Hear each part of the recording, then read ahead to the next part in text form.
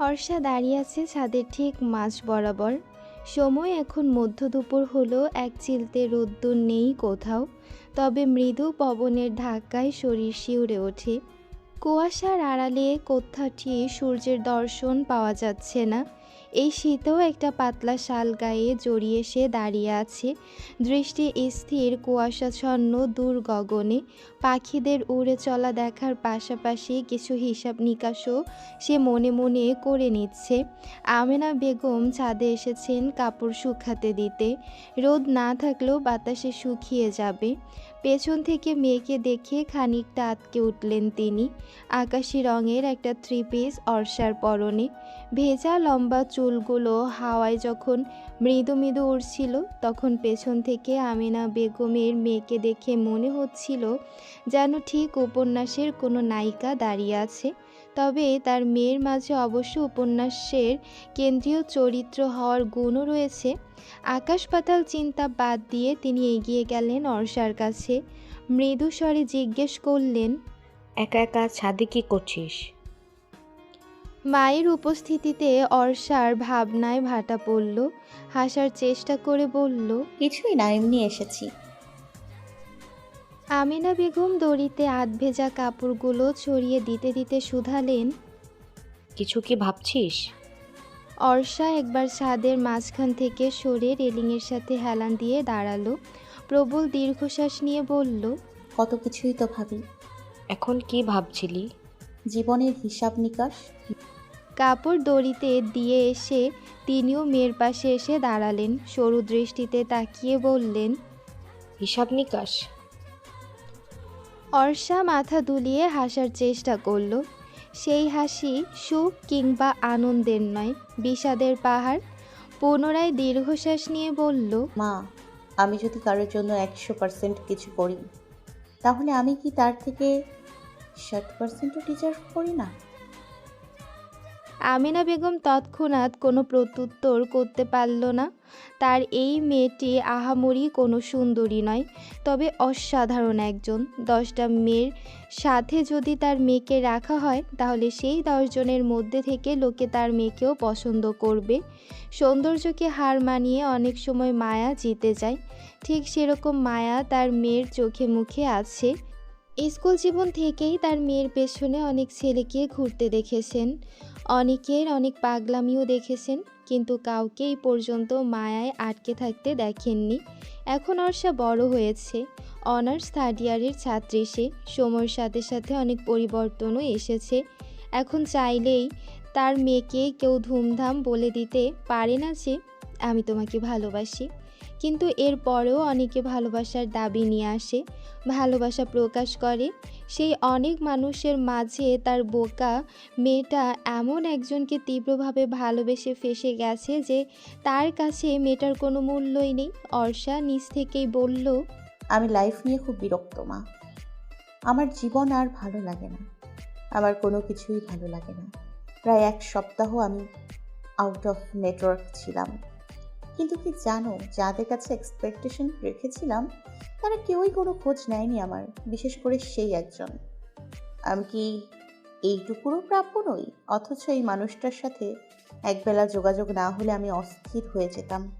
ভয়ে তার কিছু হলো কিনা, কোনো বিপদ হলো কিনা। আমিনা বেগম মেয়ের হাতটা হাতের মুঠোয় নিয়ে বললেন, শোন অর্ষা, যার মাঝে তোকে নিয়ে কোনো অস্থিরতা নেই, তা তোকে হারানোর ভয় যার মধ্যে নেই, সে কখনোই তোকে ভালোবাসতে পারে না। তোর সাথে সময় কাটাতে ভালো লাগে, কথা বলতে ভালো লাগে, তাই কথা বলে। পাওয়ার ইচ্ছে থাকলে মানুষ চেষ্টা করে, ছোট একটা উপায় পেলেও সেটা আঁকড়ে ধরে প্রিয় মানুষটাকে নিজের করার চেষ্টা করে। আর যার যে চায় সে কখনো চেষ্টা করে না, বরং সে অজুহাত দেখায়, পরিস্থিতির দোহাই দেয়। অর্ষা নিশ্চুপ।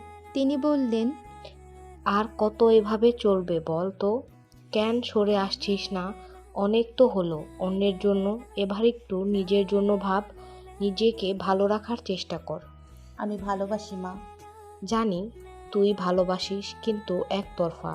ও তোকে আর ভালোবাসে না, এটা বুঝছিস না? তুই এখন একতরফাভাবে ওকে চাস, ও তোকে চায় না। যদি চাইতো তাহলে তোকে পাওয়ার জন্য চেষ্টা করতো। একটু ভাব সময় নিয়ে, উত্তরগুলো তোর কাছেই আছে। অর্ষা কিছু বলতে পারল না। সত্যি বলতে সেও বোঝে সব। সে বাচ্চা নয়, কিন্তু সে বোকা, পাগল। পাগলও তো নিজের ভালো বোঝে, কিন্তু অর্ষা সেটুকু বুঝতেও নারাজ। পিছু টানে এমনভাবে আটকে গেছে যেখান থেকে শত কষ্ট পেয়েও সে ফিরে আসতে পারছে না।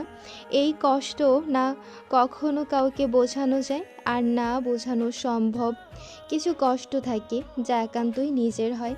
আমিনা বেগম অর্ষাকে নীরব দেখে নিজেই বললেন, এই যে আরও যারা তোকে ভালোবাসে বলে দাবি করে, আমার কি মনে হয় জানিস, এরা কেউ তোর জন্য নয়। তোর জন্য যেই মানুষটা আল্লাহর বরাদ্দ করে রেখেছে, সে হয়তো এখনো তোর জীবনেই আসেনি। অর্ষা উত্তর দেওয়ার আগেই ছোট বোন অর্থের আগমন ঘটে। মায়ের উদ্দেশ্যে বলল, মা, আব্বা আসছে, ডাকে তোমায়। আমিনা বেগম অর্ষার উদ্দেশ্যে বললেন, ভেতরে চল। তুমি যাও, আমি আসছি। অর্থিও ছাদে রয়ে গেল। আমিনা বেগম একাই চলে গেলেন নিচে। অর্থি ছাদে দৌড়াচ্ছে। অর্ষা ওর দিক থেকে মনোযোগ সরিয়ে আবার আকাশপানে তাকালো। মায়ের কথাগুলো কানে বাজছে। তার জন্য যাকে তৈরি করা হয়েছে সেই মানুষটাকে সত্যি এখনো আসেনি। তাহলে ভুল মানুষের জন্য কেন এত মন পড়ে, কেন এত ভালোবাসা তৈরি হয়?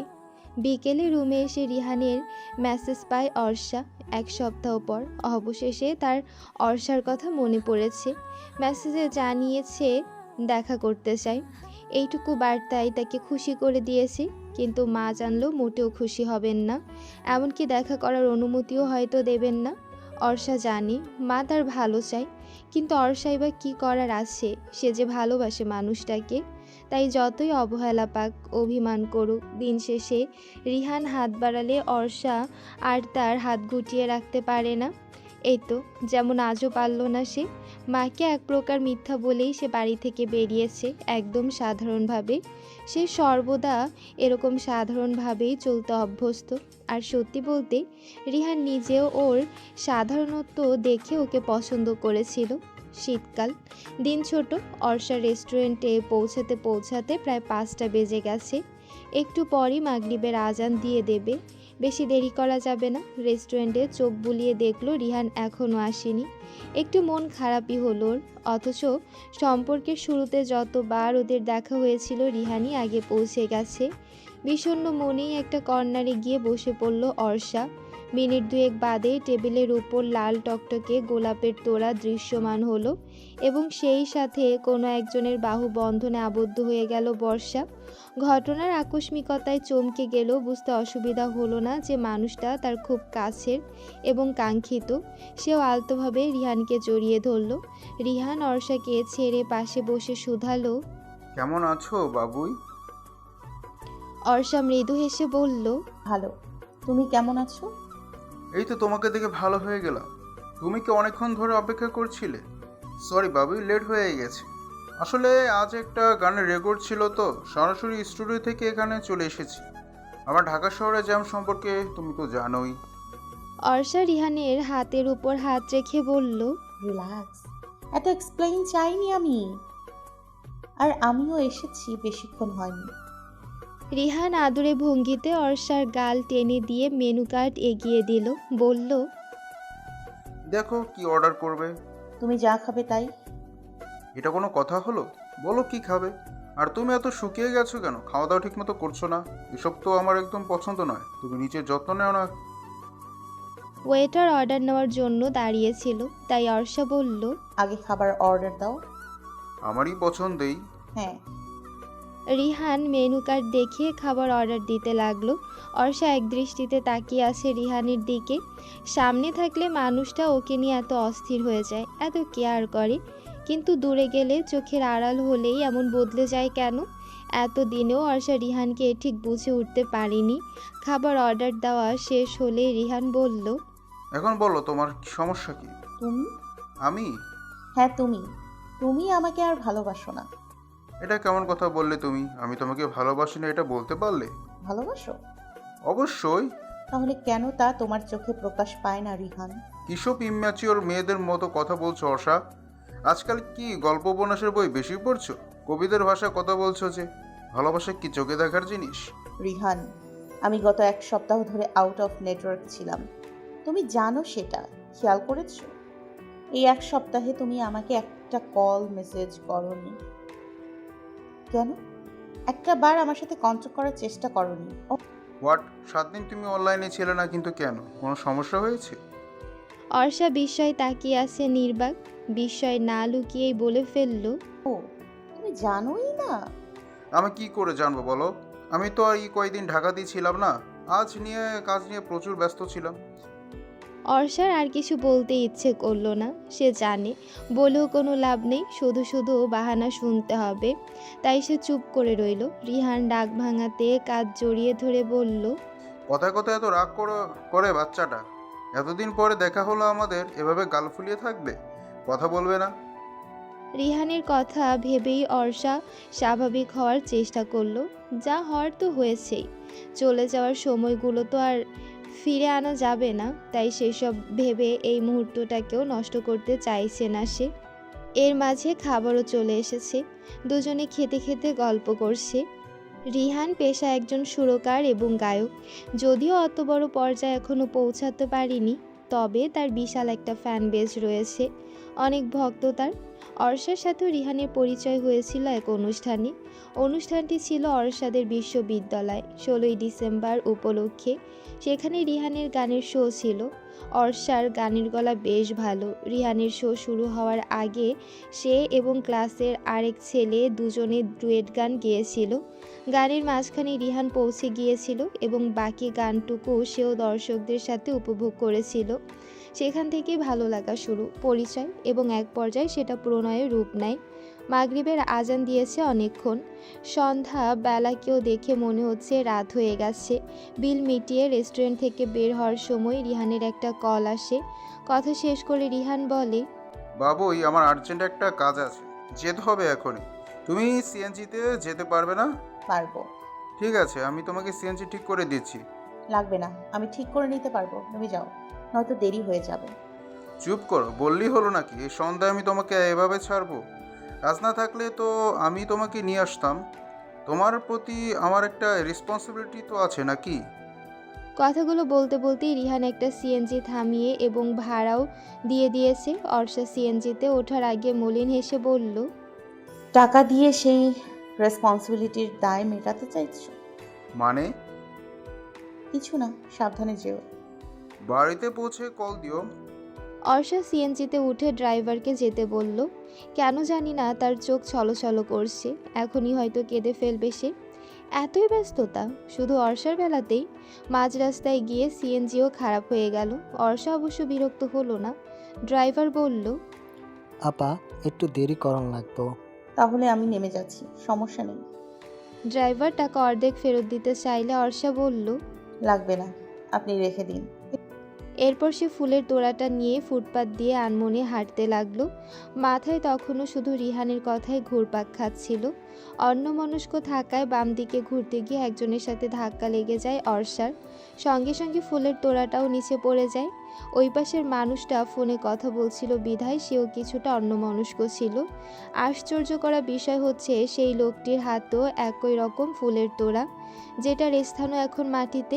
লোকটি কল কেটে মাটি থেকে ফুলের তোড়া দুটো উঠিয়ে বলল,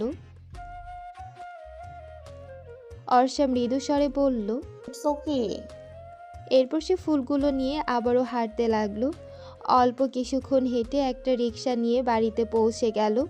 বাড়ি ফিরে আগে রিহানকে কল করলো জানানোর জন্য যে সে পৌঁছে গেছে। দুবার কল করার পরও যখন রেসপন্স পেল না, তখন একটা টেক্সট করে দিল। আমি পৌঁছে গেছি। এরপর দীর্ঘশ্বাস নিয়ে ফোন টেবিলে রাখতে গিয়ে ফুলগুলোর উপর হাত রাখলো। ফুলের তোড়াটা বুকে জড়িয়ে ধরে রাখলো কিছুক্ষণ। চোখের পানি ফেলে আনমনে বলল, ভালোবাসি, ভীষণ ভালোবাসি। অনেকক্ষণ পর ফুলের তোড়া রাখতে গিয়ে দেখলো ফুলগুলোর মাঝে একটা ভাঁজ করা সাদা কাগজ। কাগজটা খুলেই দেখলো একটা ছোট্ট একটা চিরকুট, যেখানে লেখা রয়েছে, সরি, আমি খেয়াল করিনি। আমার অভিমানিনী রূপকন্যা, তোমার চোখে অশ্রুর বন্যা মানায় না। তুমি সদা স্নিগ্ধ এই তাজা গোলাপ ফুলের মতো। তুমি ভোরের শিশিরের মতো হাসবে। ভালোবাসি তোমায়। শেষে নামটা দেখে চক্ষু চরজ্ঞা চর্ষার, ভ্রুজোড়া কুঁচকে গেছে তার। সে এতক্ষণ অবধি ভেবেছিল চিরকুটটা রিহানের, কিন্তু এই আহনাফকে পরক্ষণেই তার ধাক্কা খাওয়ার ঘটনাটি মনে পড়ে গেল। কোনোভাবে কি ফুলের তোড়া অদলবদল হয়ে গেছে, এবং সেই ছেলেটাই কি আহনাফ? আহনাফ রুমের বারান্দায় পায়চারি করছে। প্রচণ্ড বাতাস সেখানে, তবু এতে তার কিছু যায় আসে না। বরং বরং যেন একটু ভালোই লাগছিল। তার ধ্যান জ্ঞানও এখন তার নিজের মধ্যে নেই। অনেকক্ষণ যাবৎ ফোনের দিকে তাকিয়ে থেকেও কাঙ্ক্ষিত নাম্বারটি থেকে কোনো কল আসছে না দেখে অধৈর্য হয়ে পড়ে সে। অপেক্ষার প্রহরও যেন আর ফুরাচ্ছে না। অবশেষে সে নিজেই সুপ্তিকে কল করে। 3 বার রিং হওয়ার পর কল রিসিভ করলো সুপ্তি। ওপাশ থেকে মিষ্টি কণ্ঠে বলল, হ্যালো। কণ্ঠ শুনেই যেন মনটা ভালো হয়ে গেল আহনাফের। প্রশান্তি কাজ করছে ভেতরে। সে বলল, মন ভালো? হ্যাঁ, ফুলগুলোর জন্য ধন্যবাদ। শুধু ধন্যবাদ? ভালোবাসি বলবে না? ভালো তো বাসি, এটা আবার বলা লাগবে? লাগবে। আমার শুনতে ভালো লাগে। আচ্ছা, ভালোবাসি ভালোবাসি। এখন শোনো, বাসায় মেহমান এসেছে, বুঝেছো? আমি তোমাকে পরে কল করব। এই সময়ে মেহমান? হ্যাঁ, আব্বুর বন্ধু বান্ধব আসছে, মায়ের সাথে হাতে হাতে একটু কাজ করতে হবে।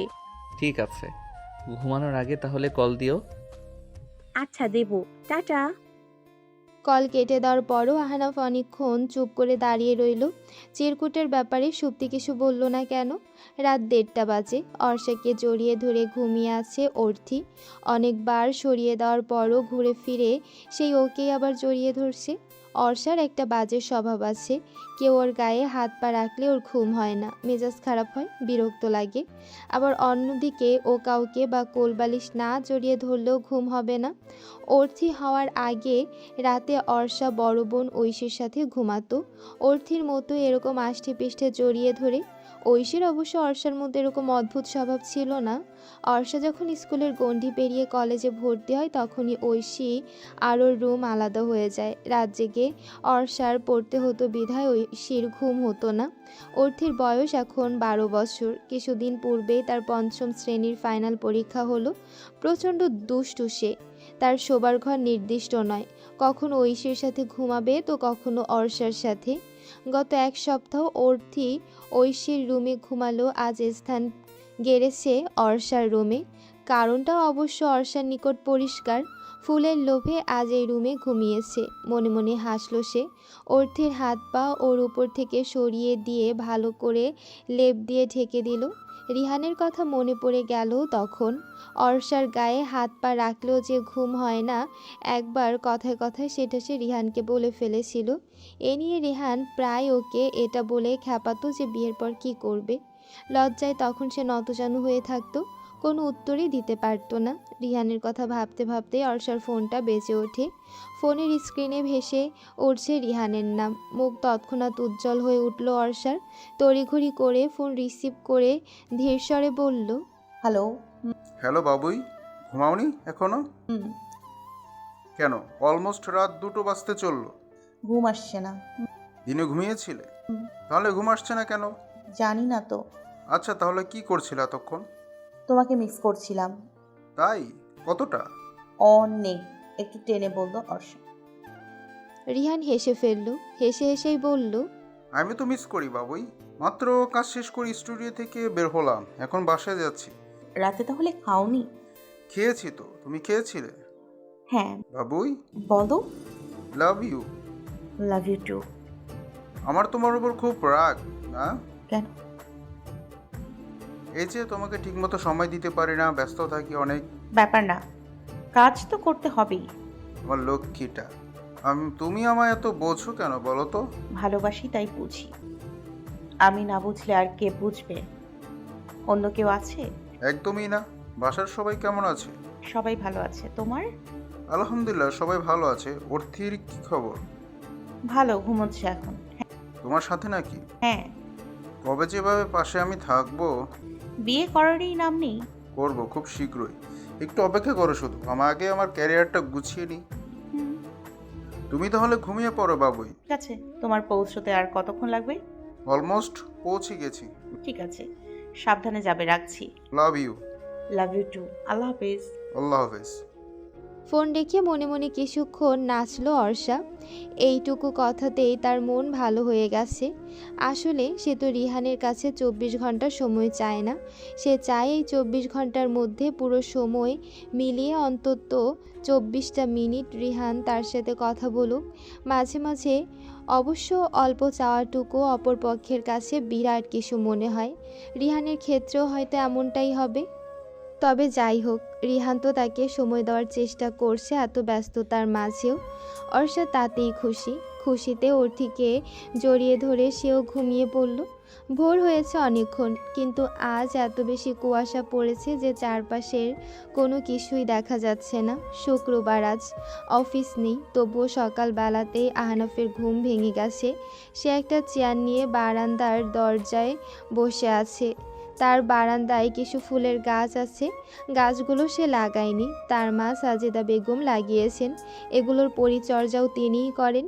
গাছগুলোর ডগায় পাতায় কিভাবে শিশিরে ভিজে আছে সেটাই খুব মনোযোগ দিয়ে দেখছে সে। মনকে কোনো এক জায়গায় স্থির করতে চাইছে, কেননা তার ঘুমই ভেঙেছে দুঃস্বপ্ন দেখে। তখন থেকে মন অস্থির এবং অশান্ত হয়ে আছে। অস্থিরতার অন্যতম একটা কারণ হচ্ছে সুপ্তি। স্বপ্নটা সে সুপ্তিকে নিয়েই দেখেছে। ঘুম ভাঙার পর থেকে অনেকবার কলও করেছে সে সুপ্তিকে, কোনো রেসপন্স পায়নি। অবশ্য রেসপন্স যে এখন পাবে না এটা আহনাফও জানে, কারণ সুপ্তি সবসময় ফোন সাইলেন্ট মুডে রেখে ঘুমায়। নয়নতারা ফুলের পাতা গড়িয়ে দুফোঁটা শিশির বিন্দু ফ্লোরে পড়তেই আহনাফ আনমনে হেসে উঠল। তার মনে হলো যেন শিশির বিন্দু নয়, বরং সে নিজেও এভাবে সুপ্তির প্রেমে টুপ করে পড়েছিল। যদিও সুপ্তি প্রথম তাকে ভালোবাসা নিবেদন করেছিল, তখন সে নতুন নতুন চাকরিতে জয়েন করেছে, কাজের প্রচুর ব্যস্ততা ও চাপে হিমশিম খাচ্ছিল। তখন একটা চিকন মিষ্টি কণ্ঠ বলে উঠেছিল, কফি খাবেন?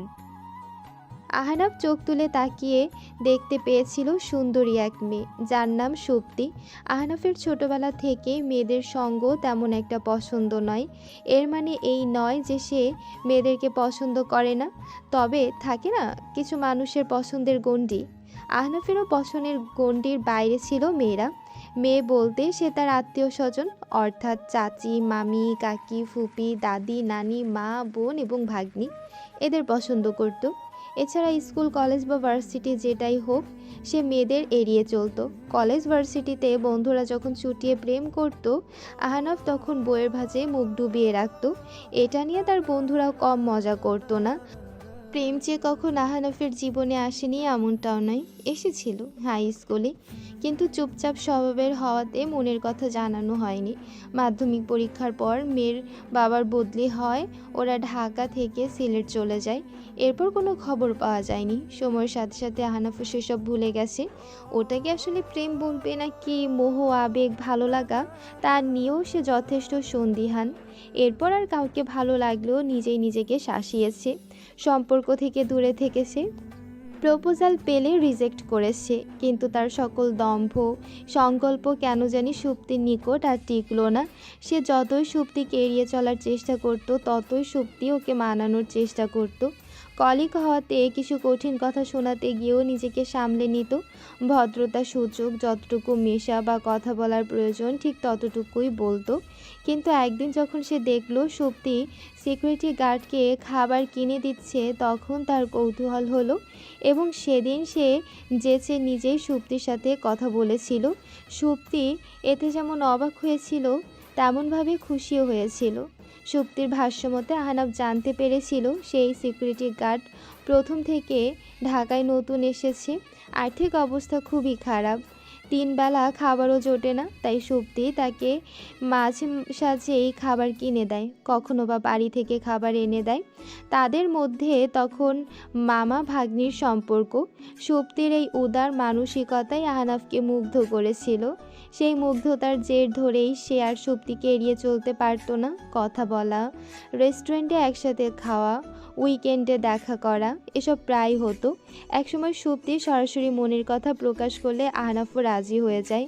তখন থেকেই তাদের সুন্দর একটি সম্পর্ক তৈরি হয়। সম্পর্কের বয়স 2 বছর হলেও আহনাফের ভালোবাসা এখনও সেই প্রথম দিনের মতোই রয়ে গেছে। যদিও সে লক্ষ্য করে দেখেছে সুপ্তির মাঝে বেশ পরিবর্তন এখন। আহনাফ, এই ঠান্ডায় বসে আছিস কেন বাবা? সাজেদা বেগমের হঠাৎ আগমনে আহনাফ কিছুটা হকচকে উঠল, নিজেকে ধাতস্থ করে বলল, এমনি। এমনি কেউ ঠান্ডায় বসে থাকে? ভেতরে আয়, বারান্দার দরজা বন্ধ কর। মায়ের কথার অবাধ্য হলো না আহনাফ। সুবোধ বালকের ন্যায় দরজা লাগিয়ে রুমে এসে বসলো। সাজেদা বেগমও পাশে বসে জিজ্ঞেস করলেন, এত তাড়াতাড়ি উঠেছিস কেন? কোনো কাজ আছে? না, ঘুম ভেঙে গেছে। আচ্ছা, নাস্তা করবি আয়। পরে খাবো। তামিম এসেছে। কখন? মাত্রই। ওকে খেতে বসিয়ে তোকে ডাকতে এসেছি আমি। চল।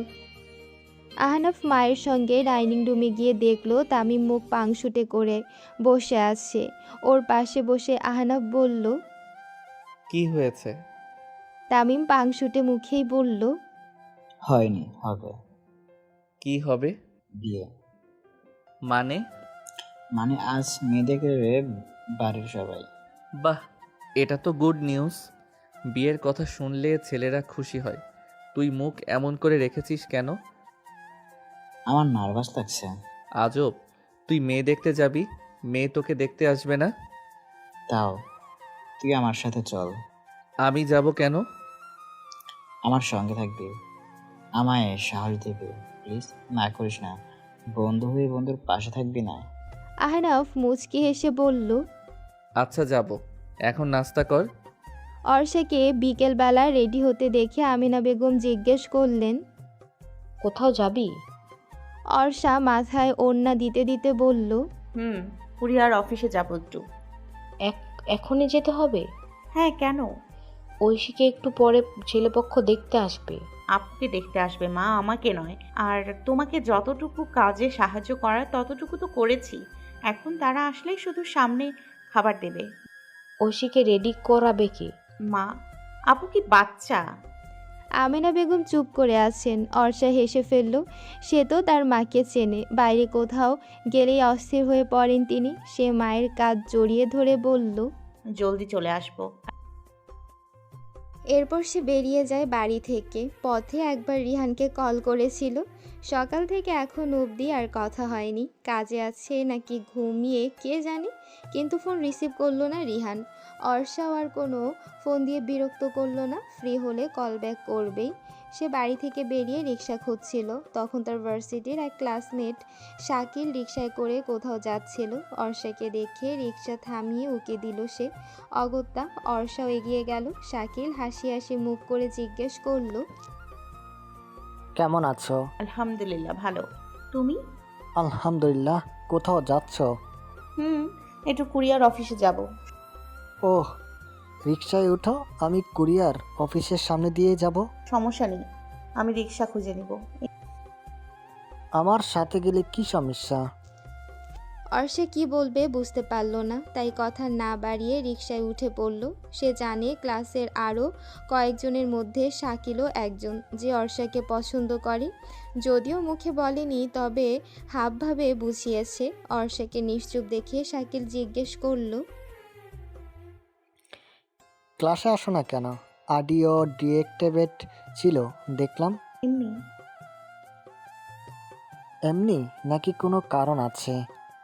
জানো কত মিস করছিলাম। আমি তো ভেবেছি আবার বিয়েটে করে ফেলেছো কি না।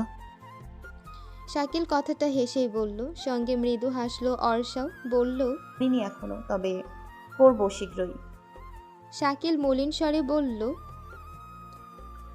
ওহ। এরপর কথা বেশি দূর আগায়নি।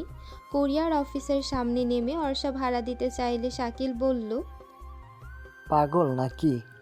তুমি ভাড়া দিচ্ছ কেন? আমি দিয়ে দিব, তুমি যাও। আমি দিলে কি সমস্যা? আমি দিলেও সমস্যা নেই, যাও। আসছি, আর ক্লাসে এসো। শাকিল চলে যাওয়ার পর অর্ষা বিদ্রূপ করে হাসলো। সবারই শুধু চোখের মায়া। যতক্ষণ চোখের সামনে থাকে ততক্ষণ ভালোবাসা কেয়ার সব উপচে পড়ে। চোখের আড়াল হলে কেউ একটা খোঁজ তো নিবে, দূরে থাক। অর্ষা নামে পৃথিবীতে যে কেউ আছে এটাই সবাই ভুলে যায়। কুরিয়ার অফিসে গিয়ে অর্ষার আক্কেল গুরুম। এতগুলো বই এখন সে কি করে বাড়ি অবধি নিয়ে যাবে?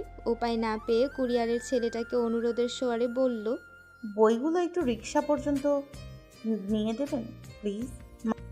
মেয়েদের অনুরোধ উপেক্ষা করা পুরুষের কাম্য নয়। সেই ছেলেটি উপেক্ষা না করে বরং সাহায্য করলো। অর্ষা তাকে ধন্যবাদ দিয়ে বইগুলো নিয়ে বাড়ি পর্যন্ত এলো। ভাড়া দিয়ে রিক্সাওয়ালাকে বলল, মামা, বইগুলো একটু দোতলা পর্যন্ত নিয়ে দেবেন। রিক্সাওয়ালা অসহায়ত্ব প্রকাশ করে বলল, আম্মা, আমার কোমর তো বেদনা, ভারী জিনিস নিতাম পারি না, নাইলে নিয়া দিতাম। ও আচ্ছা, তাহলে থাক। ভাড়া দিয়ে বইগুলো নিয়ে অর্ষা বাড়ির মেইন গেটের সামনে দাঁড়িয়ে আছে। কাউকে পাচ্ছে না হেল্প চাওয়ার জন্য। সে উপায় না পেয়ে বাবাকে কল করলো কয়েকবার, কিন্তু রিসিভ করেনি। এখন তার মেজাজ খারাপ হচ্ছে, নিজের উপরেই বিরক্ত সে। এতগুলো বই একসাথে অর্ডার করতে কে বলেছিল তাকে? বিরক্তি নিয়ে বাড়ির ভেতরে তাকাতেই দেখতে পেল একটা ছেলে লনে দাঁড়িয়ে ফোনে কথা বলছে। সে এখান থেকেই জোরে ডাকলো, হ্যালো, এই যে শুনছেন? ছেলেটি এদিক ওদিক তাকিয়ে যখন দেখলো তাকেই ডাকা হয়েছে, তখন কল কেটে সে সামনে এগিয়ে এলো। ছেলেটাকে কাছ থেকে দেখে অর্ষার ভ্রু কুঁচকে গেল। এটা তো মনে হচ্ছে গতকাল ধাক্কা খাওয়া সেই ছেলেটি। কি যেন নাম? ও হ্যাঁ, আহানাফ।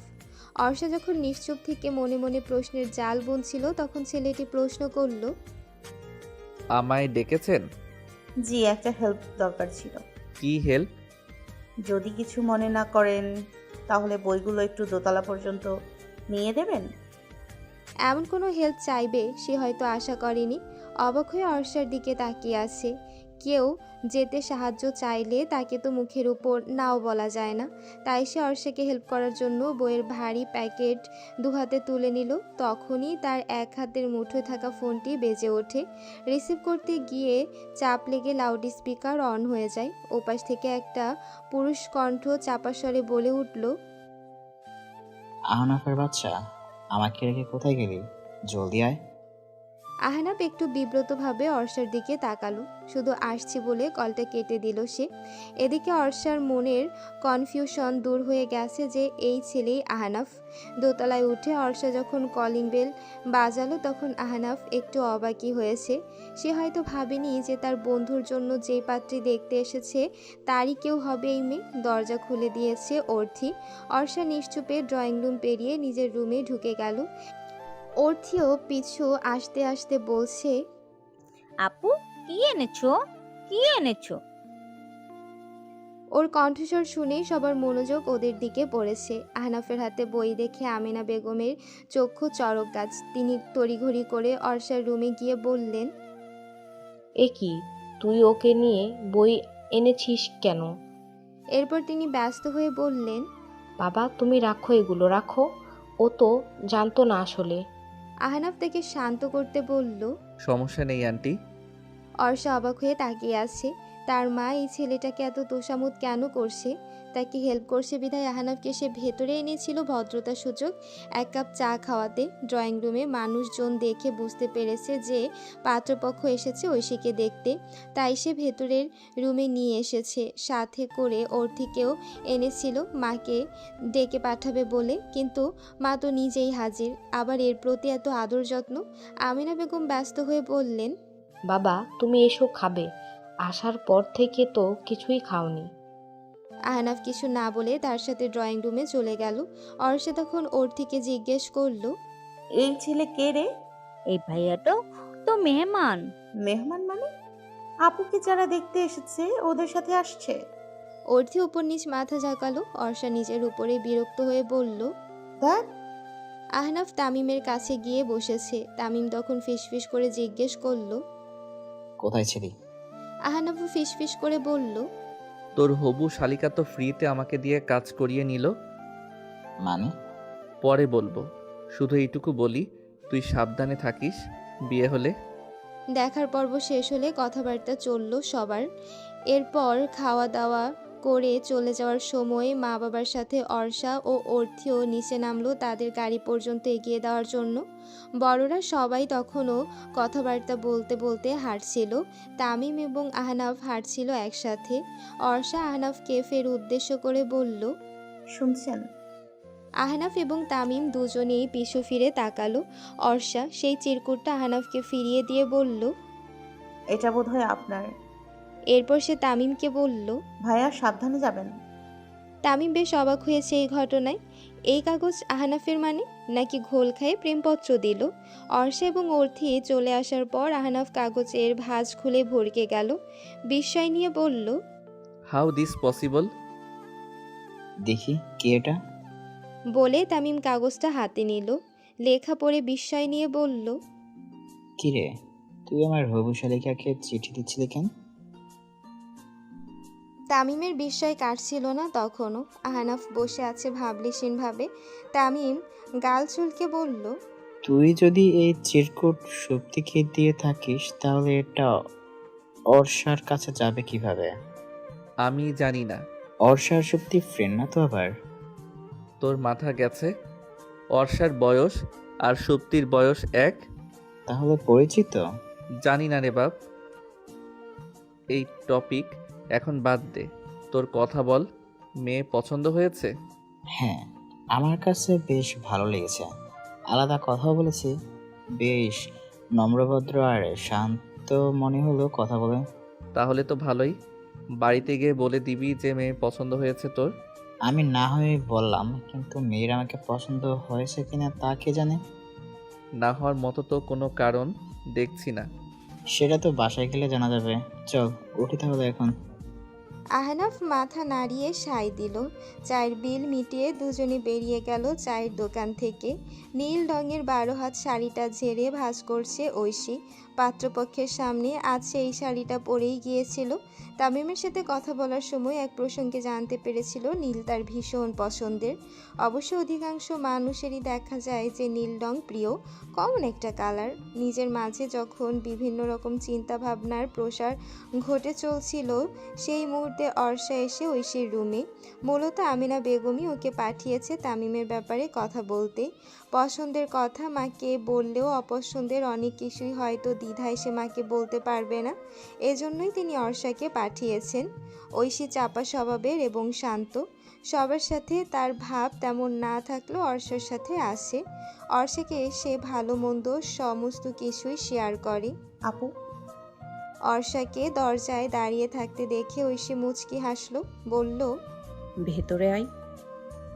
অর্ষা বিছানায় পা উঠিয়ে বসলো, ভ্রু নাচিয়ে বলল, ব্যাপার কি তোর? কিসের ব্যাপার? মনে মনে হাসছিস কেন? কই মনে মনে হাসি, চোখে বেশি দেখিস।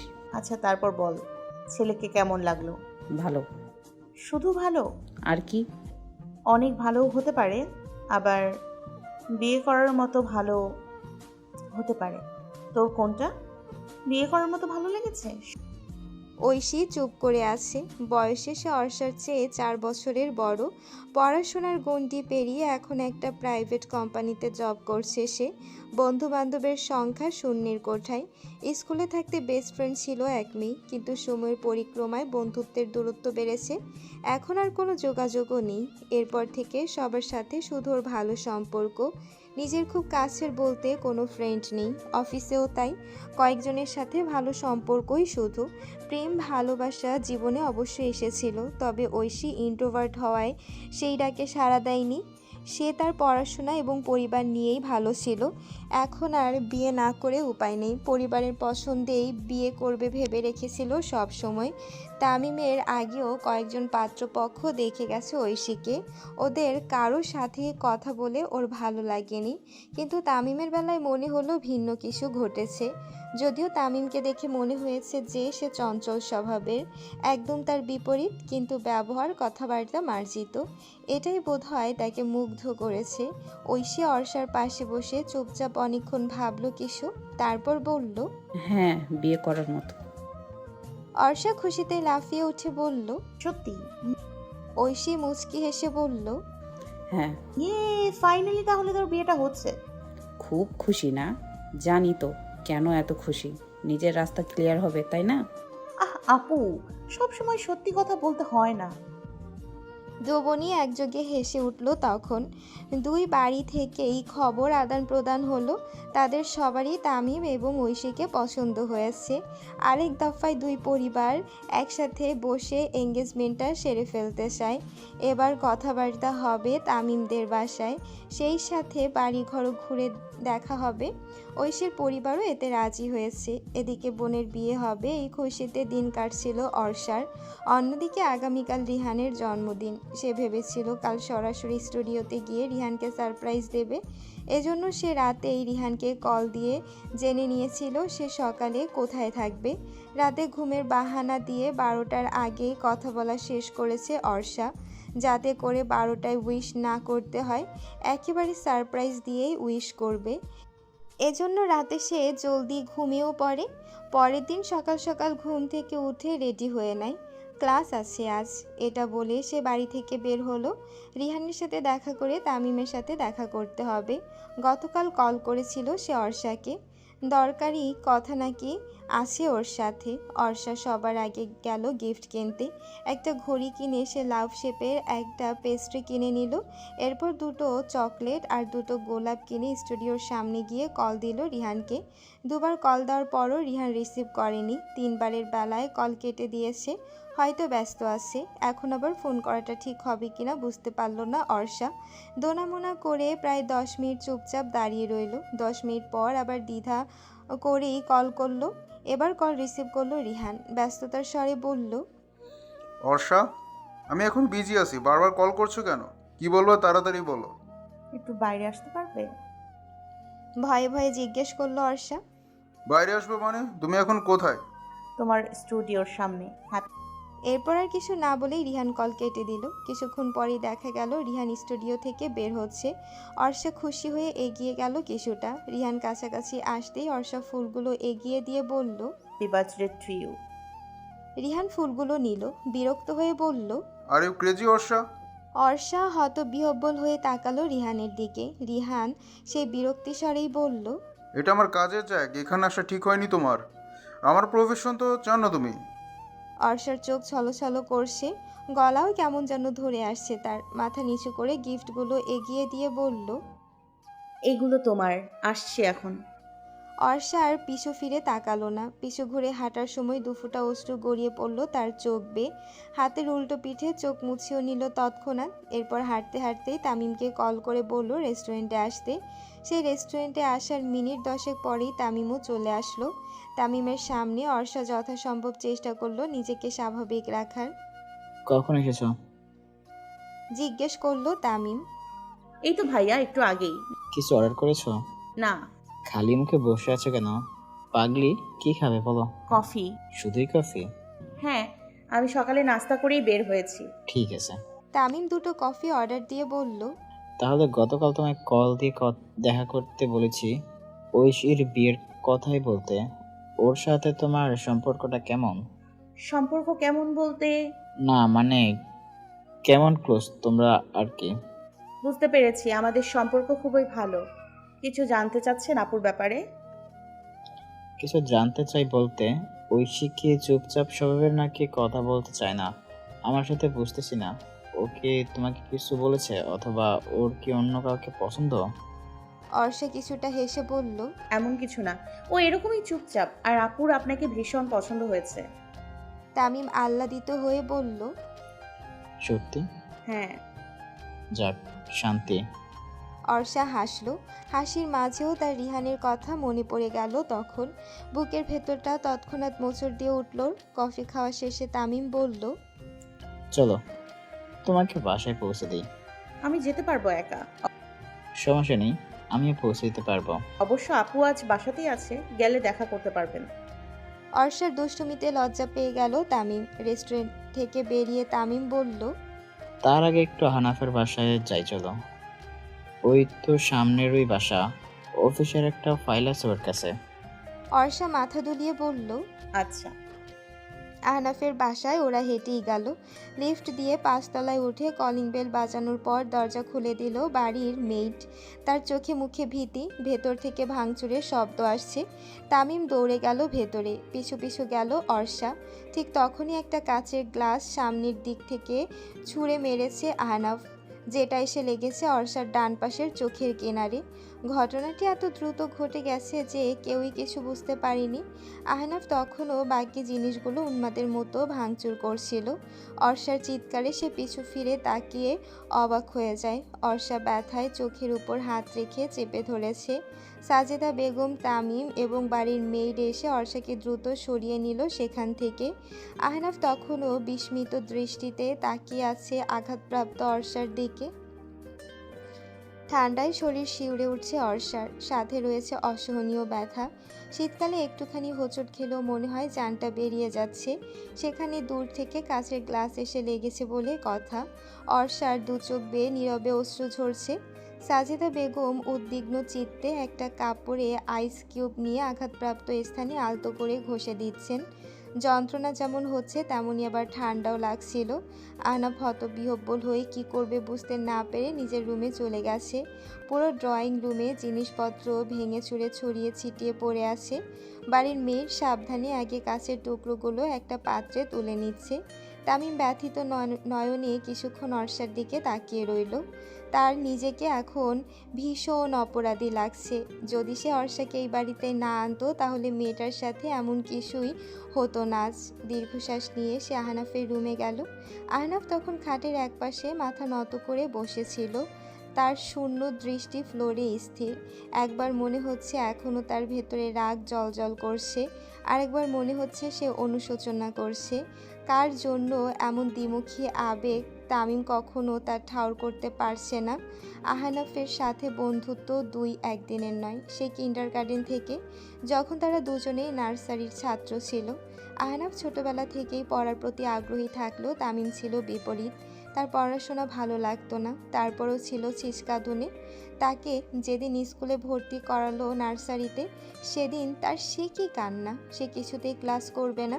তামিমের মা জোর করে ওকে ক্লাসে দিয়ে এসেছিল। ওর পাশেই সেদিন বসেছিল আহনাফ, শান্ত, চুপচাপ, গম্ভীর।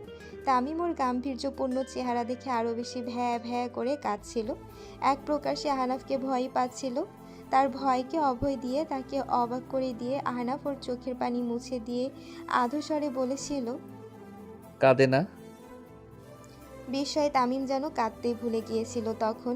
সেই পরাচর স্বভাবের তামিমকে আহনাফি পড়ার প্রতি আগ্রহী করে তুলেছিল। ওর জন্যই তামিম স্কুলে আসতো। মাঝে মাঝে আহনাফ ওর হোমওয়ার্কও করে দিত। সেই থেকে স্কুল, কলেজ, ভার্সিটি দুজনে একসাথেই শেষ করেছে। এখন জবও করে দুজন একই কোম্পানিতে। সেই এইটুকু বয়স থেকেই তো সে আহনাফকে দেখে আসছে, তাই আহনাফের স্বভাব আচরণ সম্পর্কে সে অবগত। আহনাফ যতটা সাইলেন্ট, রেগে গেলে তার চেয়ে অধিক বেশি ভায়োলেন্ট হয়ে যায়। যদিও এত বছরে সে আহনাফকে মাত্র 2বারই এমন রাগ করতে দেখেছিল। প্রথমবার স্কুলে দেখেছিল, এক ছেলে আহনাফের মা তুলে গালি দেওয়ায় ভাঙা বেঞ্চের কাঠ দিয়ে বেধড়ক পিটিয়েছিল সেই ছেলেটাকে। দ্বিতীয়বার অত্যাধিক মাত্রায় আহনাফকে রাখতে দেখেছিল যখন ওরা অনার্স 2য় বর্ষের ছাত্র ছিল। তামিমকে সিনিয়র এক ছেলে মজা করে সবার সামনে অপমান করেছিল। সেই রাগে আহনাফ ওই ছেলেকে মারার জন্য যেতে চেয়েছিল। তামিম আটকেছিল বলে জিদ্দে সে তামিমের ল্যাপটপ ভেঙে ফেলেছিল। টানা 10 দিন কথাও বলেনি। আর আজ তৃতীয়বারের মতো আহনাফকে সে এমন রাগ করতে দেখলো, হয়তো গত 2বারের চেয়েও বেশি। অবশ্যই এর পেছনে শক্ত কোনো হেতু রয়েছে। সে নিঃশব্দে গিয়ে আহনাফের পাশে বসলো, কাঁধে হাত রেখে জিজ্ঞেস করলো, কি হয়েছে? আহনাফ কোনো উত্তর দিল না, চুপ করে রইল। তামিম পূর্বের মতোই শান্ত কণ্ঠে ফের শুধালো, বল, এত রেগেছিস কেন? এবারও আহনাফের থেকে কোনো জবাব এলো না। তামিম নিজে থেকেই বলল, বাড়িতে আন্টি আছে, কাজের খালা আছে, তাদের সামনে কি এমন ভাঙচুর করা ঠিক হয়েছে তোর? আন্টি অসুস্থ হয়ে গেলে পরে তারপর এতটাই রেগে আসিস যে আশপাশ কিছুই খেয়াল করিসনি। একটুর জন্য গ্লাসটা অর্ষার চোখে লাগেনি, জানিস? মেয়েটা ব্যথায় এখন কাঁদছে। আহনাফ এবার মুখ খুলল, দাঁতে দাঁত চেপে বলল, সব সহ্য হয় আমার, কিন্তু প্রতারণা কিন্তু প্রতারণা প্রতারণা আমার সহ্য হয় না। আমি কি চিটিং ডিজার্ভ করি? আমি যার প্রতি লয়াল সে কেন আমার সাথে চিট করবে? ভালোবাসা, সময়, কেয়ার কোনটার কমতি ছিল? সুপ্তের সাথে কিছু হয়েছে? আহনাফ এবার মেসেঞ্জারে গিয়ে একটা ছবি বের করে তামিমের হাতে দিল। ছবি দেখে তামিম যে শুধু অবাকই হয়েছে এমন নয়, সেই সাথে তার নিজেরও আহনাফের মতোই রাগ হচ্ছে। সুপ্তি এক ছেলের কোলে বসে আছে, তাও গলা জড়িয়ে ধরে, আর ছেলেটা সুপ্তির গালে চুমু দিচ্ছে। এরকম ছবি কোনো প্রেমিক প্রেমিকার জন্যই সুখকর হবে না, স্বাভাবিক। তামিম কি বলবে বুঝতে পারছে না। ফোনটা বিছানার উপর রেখে জিজ্ঞেস করলো, রিসেট ছবি? ওর পরনের শাড়িটাও আমার গিফট করা। তামিমের মেজাজ চিড়চিড় করছে, মনে মনে বিশ্রী কিছু গালি দিল সে সুপ্তিকে। ঠিক তখনই তার ফোনটা বেজে উঠল। সুপ্তি কল করেছে তাকে। আহনাফও তাকালো তখন ফোনের দিকে, ঝাঁঝালো কণ্ঠে বলল, ওর নাম্বার ব্লক করে দিয়েছি, আইডিও। এই জন্য বোধ হয় তোর কাছে কল করেছে। দাঁড়া, ধুয়ে দিচ্ছি আমি। না, খারাপ কোনো আচরণ করবি না। এরপরও? হ্যাঁ, এরপরও। কারণ ও একটা মেয়ে। তামিম আহনাফের উপরও বিরক্ত হলো।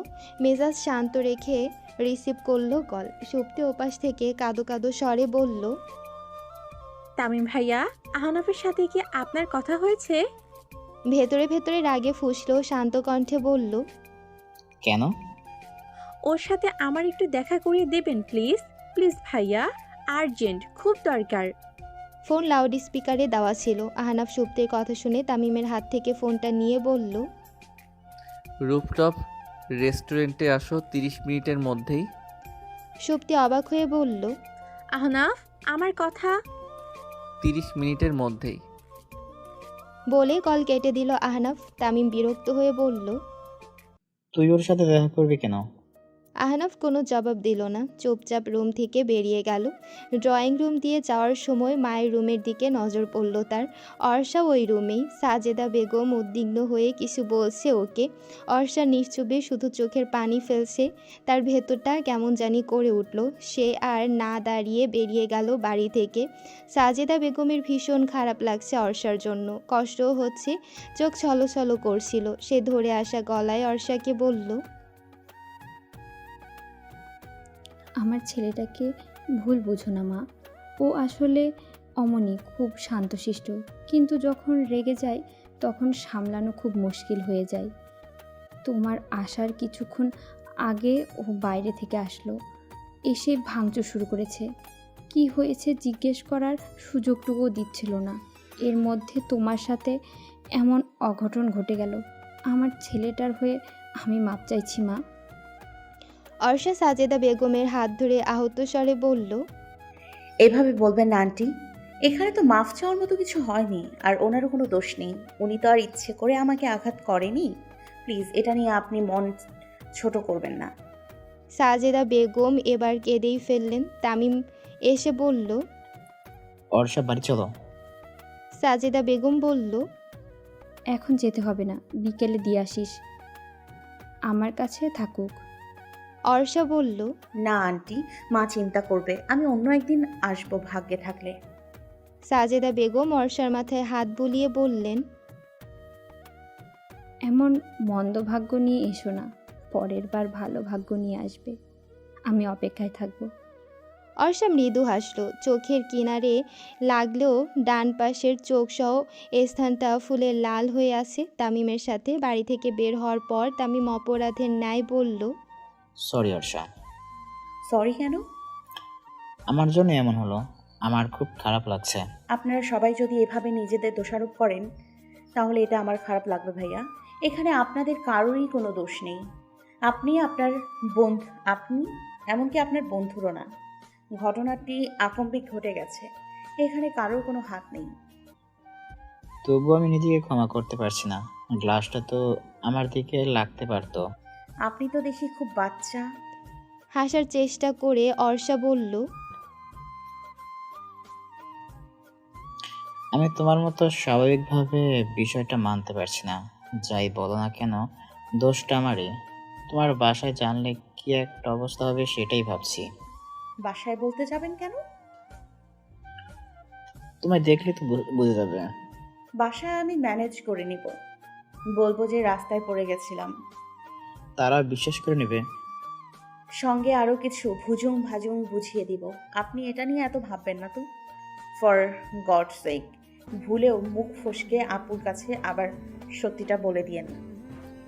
বললে কি হবে? বিয়ে ভেঙে দিবে। অর্ষা হেসে ফেলল, বলল, না, আপনি তো হাতে পায়েই বড় হয়েছেন, কিন্তু মন এখনো সেই প্লে নার্সারির বাচ্চাদের মতোই রয়ে গেছে। আমার আপু হাতে পায়ে আপনার চেয়ে শর্ট হলেও মন কিন্তু বাচ্চাদের মতো নয় মোটেও। ও অনেক ম্যাচিউর। আপনার মতো করে আপু ভাববে না, তবে আপনার বন্ধুর সম্পর্কে বিরূপ ধারণা তৈরি হতে পারে। এখন তার তো এখানে সত্যি কোনো দোষ নেই। এরপরেও যদি কেউ অযথাই বিরূপ ধারণা তৈরি করে নেয়, তাহলে এটা আমারও ভালো লাগবে না। তামিম চুপ করে রইল কিছুক্ষণ, এরপর বলল, অর্ষা, তুমি কি জানো তুমি একটা অসাধারণ মেয়ে? অর্ষা হাসল। তামিম বলল, সত্যি বলছি, প্রথম দিন দেখে আর 5টা সাধারণ মেয়ের মতোই মনে হয়েছিল, কিন্তু তোমার ব্যবহার, কথাবার্তা শুনে বুঝতে পারলাম সাধারণ মেয়েটার মধ্যেও রয়েছে অসাধারণত্ব। হয়েছে হয়েছে, এত প্রশংসা তো লজ্জা পাচ্ছি। তামিমও হেসে ফেলে অর্ষার কথার ধরনে। এমন মুহূর্তেও মেয়েটা কি সুন্দর সাবলীল মজা করছে যেন কিছুই হয়নি। রিক্সা বাড়ির সামনে এলে অর্ষা একাই নামলো, জিজ্ঞেস করলো, ভেতরে আসবেন না? না, কেন? ভয়ে তোমার আপুর সামনে আবার সত্যিটা বলে ফেলি। অর্ষা হেসে বলল, ঠিক আছে, সত্যি বলার রিস্ক আছে বলে আজ জোর করলাম না। সাবধানে যাবেন। আচ্ছা। অর্ষা চলে যাচ্ছিল তখন তামিম পেছন থেকে ডেকে বলল, অর্ষা শোনো। অর্ষা পিছু ফিরে জিজ্ঞাসু দৃষ্টিতে তাকালো। তামিম বলল, সরি বোন, ভাইটাকে মাফ করে দিও। আবার? তামিম মলিন হেসে বলল, আসছি। অর্ষা বাড়িতে আসার পর আমিনা বেগম তুলকালাম কাণ্ড করেছেন। প্রথমে কিছুক্ষণ ইচ্ছে মতো কথা শোনালেন অর্ষাকে, কেন সে দেখে শুনে হাঁটে না, নিজের খেয়াল রাখে না, এই সেই অনেক কিছু। তার কিছু পরেই আবার আদর করে জিজ্ঞেস করলেন ও কিছু খাবে কি না। মায়েরা বোধহয় হয় এমনই। আসলে মা তো মাই, সন্তানের কষ্টে কষ্ট পাবেন আবার বকবেনও। অর্ষা কোনো কিছু না বলে মাকে শান্ত করে জড়িয়ে ধরে বলল, ভালোবাসি মা। আহানাফ এবং সুপ্তি মুখোমুখি বসে আছে। সুপ্তির চোখে মুখে ভয়, তবুও সে সাহস সঞ্চার করে বলল, আমি আসলে আহানাফকে থামিয়ে বলল, তোমার সব কথা আমি শুনবো। তার আগে তুমি আমাকে এটা বলো যে ওই ছবি নিয়ে তুমি কোনো এক্সপ্লেইন আমাকে দিতে পারবে? আছে যথাযথ কোনো এক্সপ্লেইন তোমার কাছে? যদি থাকে তাহলে দাও, তারপর আমি তোমার বাকি কথা শুনবো। সুপ্তি চুপ করে আছে, তার কাছে তো কোনো জবাব নেই। সে এক্সপ্লেন করবে কিভাবে? সে উপায় না পেয়ে আহনাফের হাত ধরে কেঁদে বলল, আমার ভুল হয়ে গেছে আহনাফ, এবারের মতো আমাকে ক্ষমা করে দাও প্লিজ। আহনাফ এক ঝটকায় হাত সরিয়ে নিল, আগুন ঝরা দৃষ্টিতে তাকিয়ে রাগান্বিত কণ্ঠে বলল, কিসের ক্ষমা করব তোমাকে? কোনটাকে ভুল বলছো তুমি? তুমি তো ভুল করনি, চিট করেছো আমার সাথে। তুমি একটা চিটার। দুই নৌকায় পা দিয়ে চলা মানুষ কখনো কারো ভালোবাসা পাওয়ার যোগ্য হয় না। তুমিও সেই যোগ্য মানুষ নও। না চাইতেও অনেক ভালোবাসা পেয়েছো, তো এজন্য আমাকে ভ্যালুলেস মনে হয়েছে, তাই না? ভেবেছো আহানাপ একটা গাধা, বোকা, কিচ্ছু জানবে না, বুঝবে না। আহনাফ, চুপ, তোমার ওই নোংরা মুখে আমার নামও নিও না তুমি। আর একটা কথা শুনে নাও, আজকের পর থেকে আমার সাথে যোগাযোগ করার একদম চেষ্টা করবে না। Not even a single try, and I don't want to see your face anymore. এরপর সুপ্তিকে কোনো কিছু বলার সুযোগ দেয়নি আহনাফ। রেস্টুরেন্ট থেকে বেরিয়ে গেছে। বাড়ি ফিরে রুম অন্ধকার করে শুয়ে রইল সে। আপাতত তার মাথায় সুপ্তির চিন্তা বেরিয়ে অর্ষার চিন্তা ঢুকেছে। অর্ষার জন্য খারাপ লাগছে, অনুশোচনা হচ্ছে, নিজেকে অনেক খারাপ মনে হচ্ছে। নিজের রাগের শিকার হতে হলো মেয়েটাকে। বালিশের পাশ থেকে ফোন নিয়ে সে তামিমকে কল করলো। তামিম কল রিসিভ করে বলল, বল, সুপ্তির সাথে দেখা হয়েছে? ওর ব্যাপারে পরে কথা বলবো, এখন আমার কথা শোন। রাতে ফ্রি আছিস? হ্যাঁ, কেন? ভাবিকে ফোন করে ডিনারের দাওয়াত দে। মানে? মানে বুঝিসনি? বলবি যে রাতে ডিনার বাইরে করবি আর অর্ষাকে নিয়ে আসতে বলবি। এই অবস্থায় অর্ষা আসবে? তুই বললে আসবে। ওকে কি দরকার? একটুর জন্য তো বেচারির চোখটা নষ্ট হয়নি। আর কি চাস? ভাই আমি এমনি অনুতপ্ত, তুই আর কথা শুনাস না। আমি ওকে সরাসরি সরি বলতে চাই, তুই দেখা করার ব্যবস্থা কর।